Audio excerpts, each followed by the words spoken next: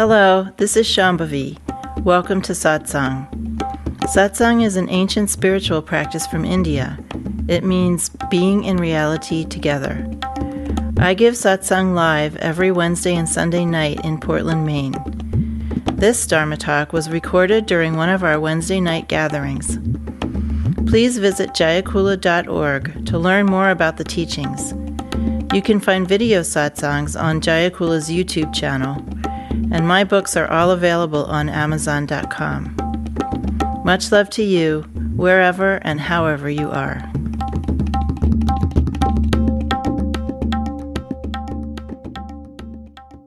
I thought it would be a good idea to go back to some basics and talk about what are the components of an effective beginning practice in terms of your approach to it, not specific techniques, but in terms of what you bring to the cushion when you sit down to do things like meditation and mantra. What is most important? And of course the basics are also the basics for experienced practitioners, but hopefully most of the experienced practitioners in the room already know these things. The first ingredient that is required if you want to have an effective practice, or if you want to get the most fruit from your practice, is consistency. Consistency is more important than how much time you put on the cushion. If you practice 1 hour a couple times a week, that is not going to have the same impact as if you practice for a half an hour 7 days a week. Every single day, you are practicing your karmas. 24 hours a day, even in your sleep. You're going over your karmic fixations in your dreams. So you need to do something every day to begin to redirect that energy that's driving the karmas, that's driving those patterns of limited vision, limited experience. Of course, it's best if you do quite a bit of practice every day. But if you aren't going to do an hour plus practice a day, which is what the initiated students have to do at Jayakula, if you aren't going to do an hour a day, choose an amount of time that you can do and do it every day. Number 1, consistency. Number 2 is start from where you actually are. You can't have an authentic spiritual practice if you are trying to act spiritual. I mean, it's funny, but lots of people don't follow that advice. You can't have an authentic spiritual practice if you are trying to be further along than you actually are. You can't have an authentic spiritual practice if you are unwilling to look at where you actually are. If you are unwilling to see where you actually are. If there are things that you refuse to feel because you don't like feeling them, or you think it's somehow shameful or humiliating in some way. So whatever condition you are in, that is your rich treasure chest of material to begin an authentic spiritual practice with. We have to be willing to start from where we actually live. So number 1, consistency. Number 2, starting from where we actually live. The third thing that is very important when you're beginning a practice and continuing along, to practice without goals. So this is a little tricky. You want to practice with desire, with longing. You don't want to not feel longing or feel desire. But you don't want to practice with specific goals in mind. Open-ended desire, open-ended longing, open-ended in every way. The problem with having goals is twofold. Specific goals. Like, I want to feel my kundalini rise, or I want to see Hanuman appear before me, or I want to be enlightened, or I want to take a light body, or I want to have powers, or I want to be able to walk through walls, or even I just want to do better at work. You shouldn't have any goals, no matter how mundane they are or how grandiose. The problem with having goals is, one, you might end up getting that thing. And you, in your condition right now, have very little concept or feeling for what it really means to be a lot more woke. Whatever you're imagining or whatever you've read in a book about what the goal should be, you are imagining that thing from your condition right now. So your imagining of the wokeness, in whatever form you are imagining it in, is going to be limited by the condition that you're in right now. What practice actually brings you, if you practice consistently for a long period of time, is much better than anything you could imagine. And probably even better than anything you've read in a book, except for my books. On sale right over there. The second problem with practicing with specific goals, even like I'm going to be the best student in Jaipur, that's a terrible goal. It's like you put blinders on yourself. You're practicing for that thing, and then you don't notice everything that's actually happening. So we need to be in a state of open expectancy, not of expectations, so that we can actually relate to what is actually happening. So we need consistency. We need to practice starting from the condition we're actually in, and we need to practice with desire, but without any specific goal. The next thing is to practice with correct view, meaning orienting you to what this tradition has to say about the nature of reality, what a self is, what the path is, etc. And when you listen carefully to view teachings, which are the most important teachings that you're going to get, they're more important than the specific practices.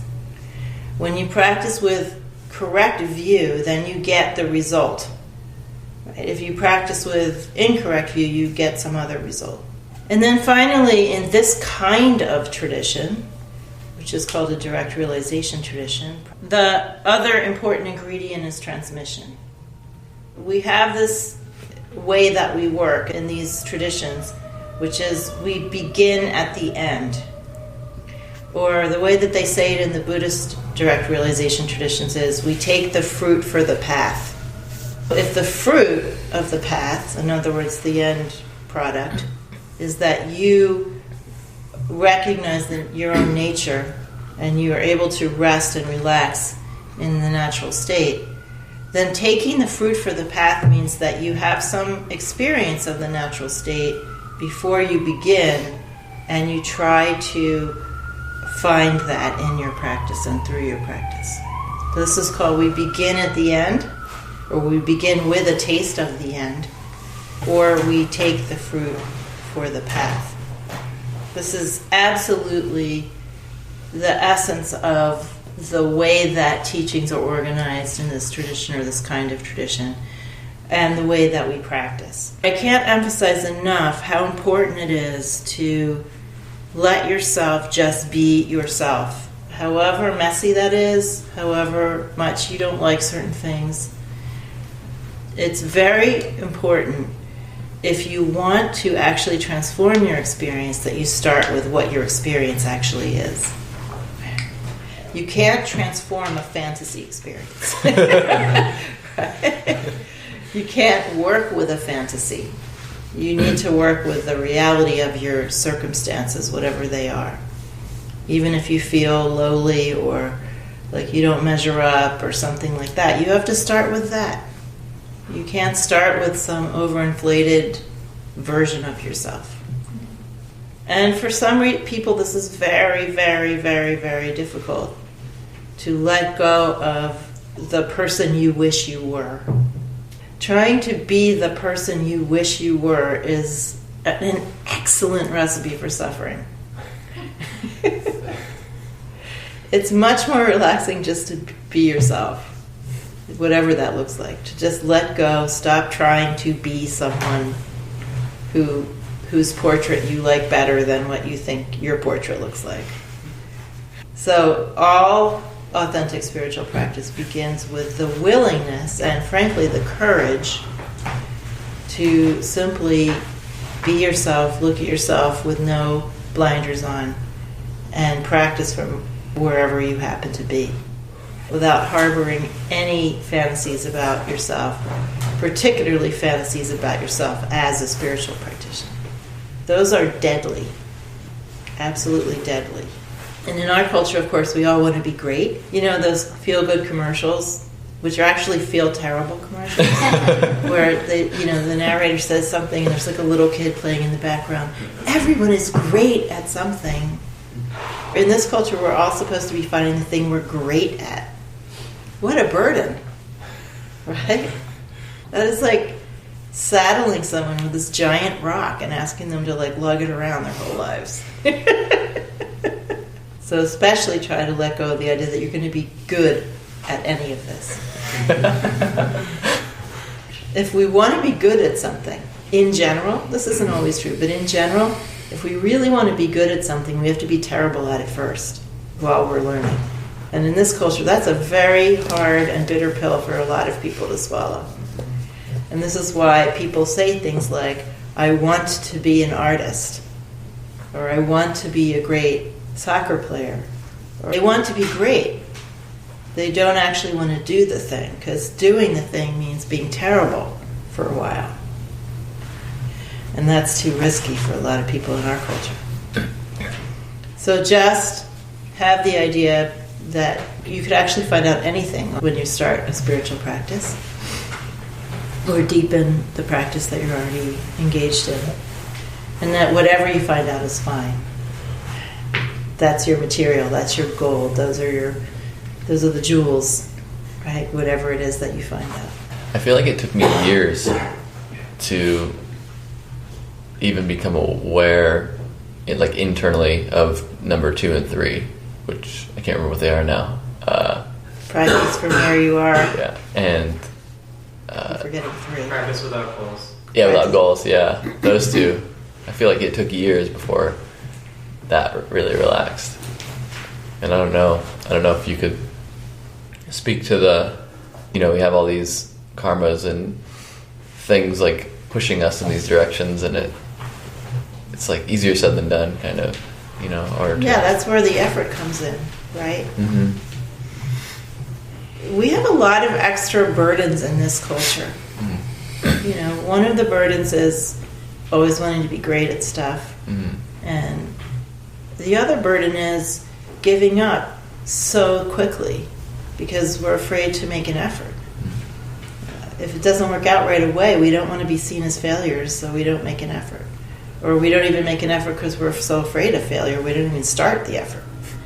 So when you are sitting there doing practice and you notice that you're having some fantasy about yourself as a great practitioner, then the idea is that you try to drop it. You just try to drop it and be in open space and see what happens. And when it comes back, you notice that you drop it again, or you pray for it to go away, or you ignore it. Right? The one thing that we don't do is fight these karmas. You have a thought come up or a feeling come up, or let's say you have a day of practice where you think it was a bad practice and then you feel ashamed or something like that. That's just the same thing. So the idea is you don't get all involved fighting yourself about it. You just try to move away from it. Because if you're just walking out of the room when a baby's having a tantrum, something like that. Or you just keep doing your practice and you ignore it. Or you ask for help to drop it. There's many things you can do other than struggle with yourself. But you have to do them over and over and over again. And also, you have to be willing to give up those fantasies. You have to be willing to do it. Because that's the first step, really, is that you start to notice how burdensome those fantasies are, whatever yours might be. I mean, it's also a fantasy, I'm a terrible practitioner. I'm never going to make it. That's also a fantasy. Right? Whatever it is, just try to drop it instantly, be without it for a moment, see what that feels like. Inhabit that space when you're not doing that. And then it might come rushing back right away, but you just keep doing that. And eventually it loses steam. But we have to make this very hard effort of disengaging from those kinds of patterns. And it's a hard effort and it's a repeated effort. And basically what we're doing is we are literally taking energy away from those patterns and putting them into our practice. But if you still like those fantasies too much, that's what makes it hard. You enjoy those fantasies on some level, right? So you're kind of willing to give it up, but kind of not. Again, it works for the so-called negative fantasies too. If you're used to being kind of down in the dumps about yourself, that's like your comfortable little space with your blankie. I mean, it sounds like it doesn't feel good, but it is feeling good on some level. It's where you're comfortable feeling badly about yourself, right? So to walk away from that is just as hard as walking away from fantasies of greatness. But we have to make that effort if we want the rewards of the practice, which are enormous. You spoke about desire, to practice without expectations or without goals, but to have desire. What does that look like, that desire? Is that desire for the sake of the practice itself? It's a longing to discover or a longing to connect. I mean, it's different for every person at different stages of practice, but no practice happens if you don't feel desire or longing or yearning or something like that. That's the only thing propelling you. Okay. Right? Yeah. Let yourself feel it, and it can have a voice, but don't get too specific about your spiritual goals. Let's turn the lights down slightly, and you can get into a comfortable position and close your eyes.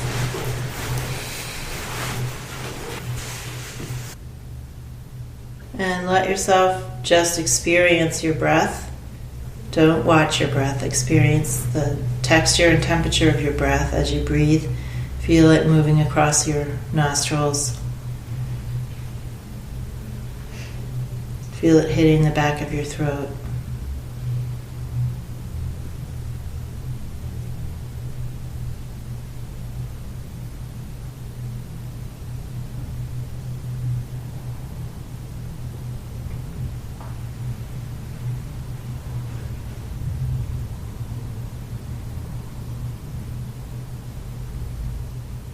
And now bring your awareness into the center of your head.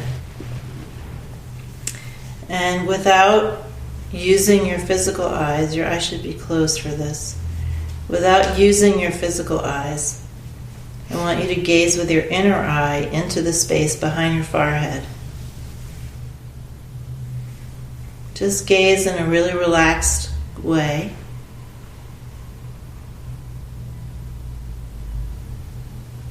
Noticing the quality of light and dark.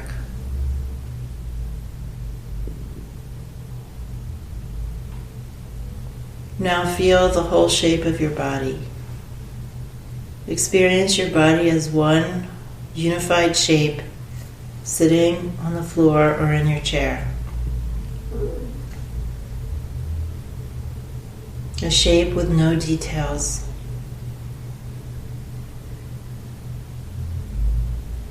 One whole experience.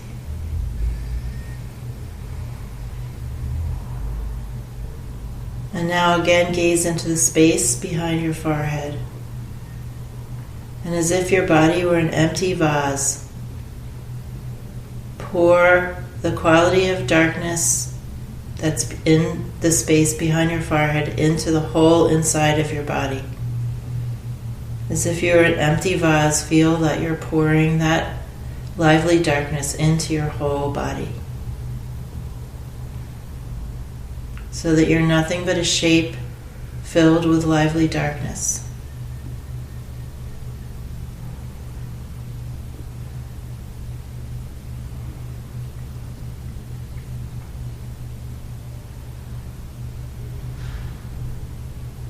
And now feel your whole body again.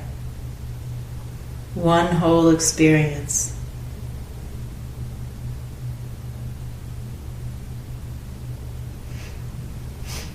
Feel yourself breathing gently. Feel your whole body expanding and falling as you inhale and exhale. Feel your breath in your nose. Feel it in your throat. Feel the movement in your chest and your shoulders.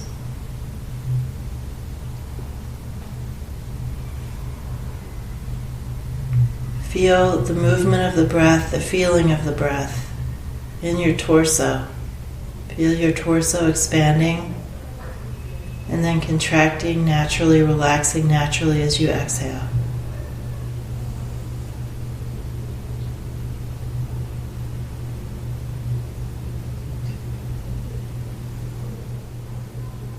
See if you can feel your breath in your legs.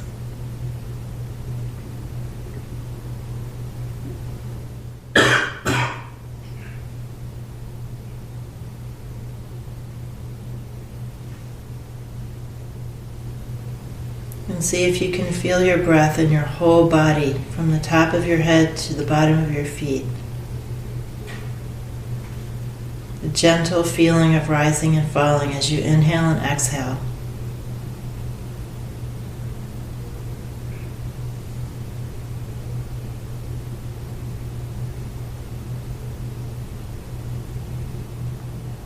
You're just a shape filled with lively darkness, gently expanding and relaxing with each breath.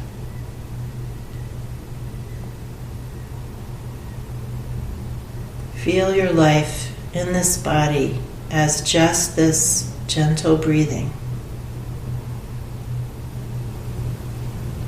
Nothing else is happening.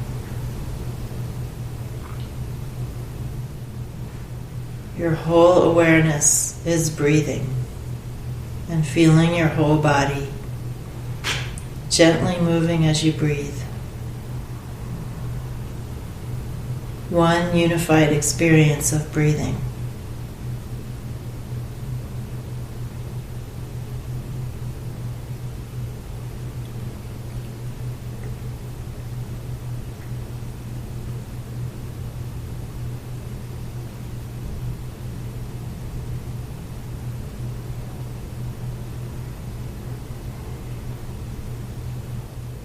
Now see if you can get in contact with a feeling of aliveness everywhere on the surface of the shape of your body. This one shape, breathing and filled with lively darkness. See if you can feel a sense of vibration or aliveness everywhere on the surface of your body. The surface of your head and face, your shoulders and arms and torso, your legs and your feet, and your hands. See if you can contact a feeling of aliveness everywhere on the surface of your body. Continuing to breathe and feeling the gentle movement that your breath is causing throughout your body.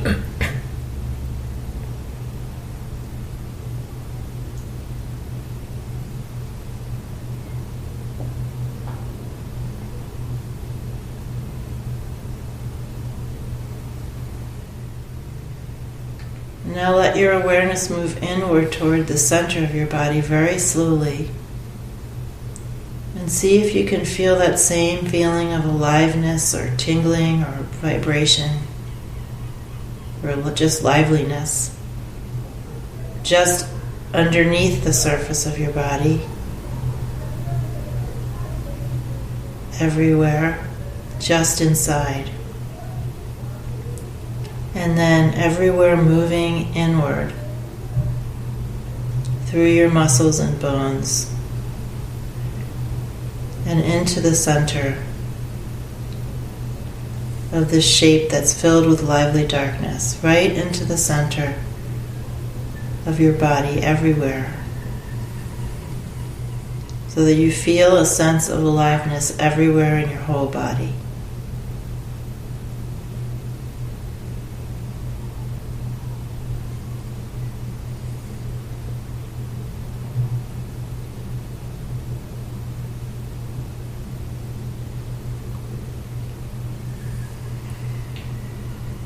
Let your awareness be immersed in the sensation of aliveness.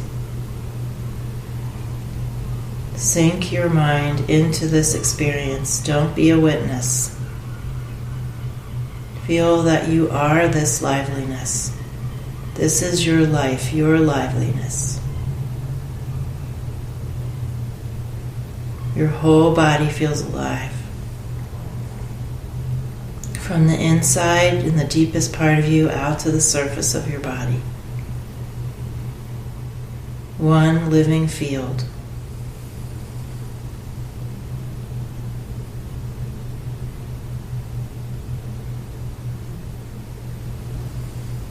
Unbroken.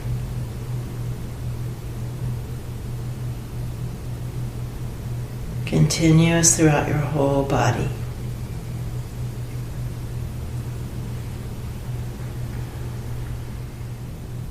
And now bring your awareness into the very center of your chest. This is called the cave of the heart, or the space of the heart, Hridaya Kasha, the heart space. It's not your physical heart. It's just the center of your chest, inside, the center of that lively darkness. Emerging from that darkness in the center of your chest, visualize or imagine or think of a tiny golden egg.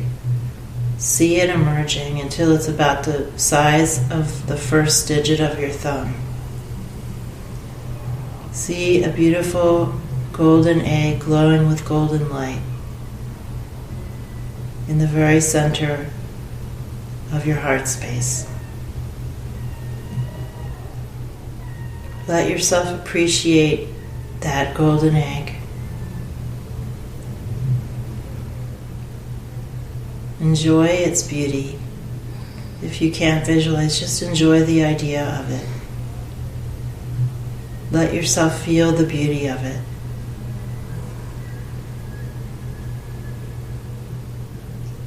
The golden egg is a symbol of your own essence nature, your own wisdom, your own primordial goodness. Let yourself feel that when you contemplate the golden egg.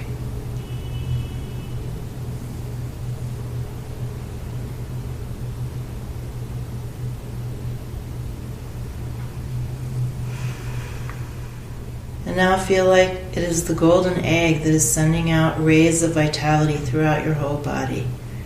Feel that it is the source of your vital energy that you've been experiencing.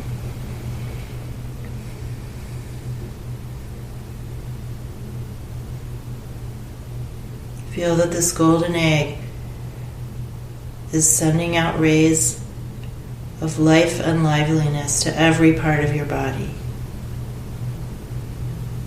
And that this liveliness and the egg itself originates in a dimension much faster than your individual self.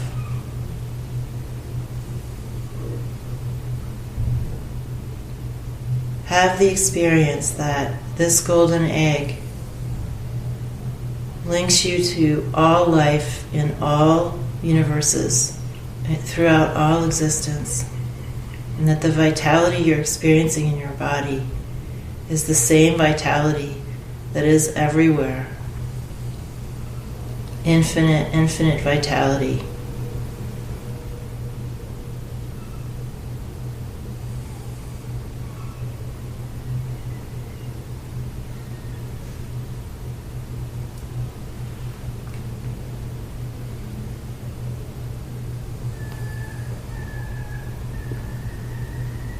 Feel that this golden egg is bringing vitality from the absolute center of all of existence into your body, and that you're sharing this vitality with everything that is.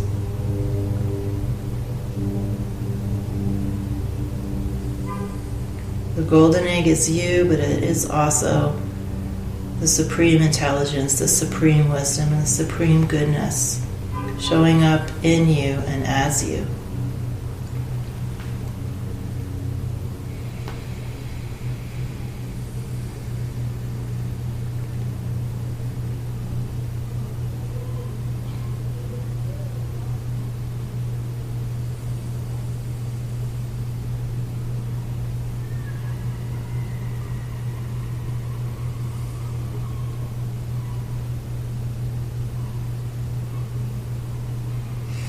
And now put your hands in Anjali Mudra or prayer mudra. And we're going to chant Om 3 times, and I want you to direct the vibration of the mantra Om at the golden egg. I want you to make your 3 Oms an offering to that golden egg, an offering to yourself, an offering of reverence and devotion to your own essence nature, which is also the essence nature of all other beings and all of existence. When we chant Om, we're going to make the M sound longer than the O sound, so that we really feel that vibration as an offering being given to that symbol, that living symbol of our own goodness and wisdom.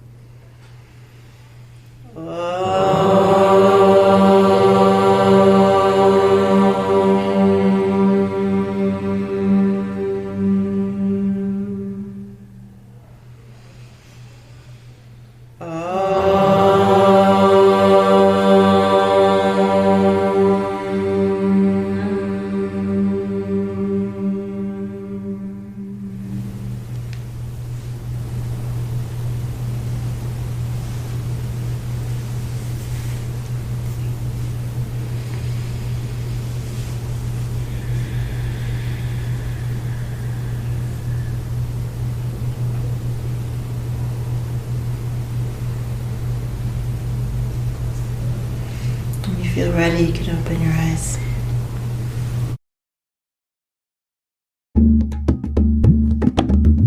Jayakula is a nonprofit community offering opportunities to learn and practice in the direct realization traditions of Trika Shaivism and Dzogchen. We are based in Portland, Maine and Portland, Oregon.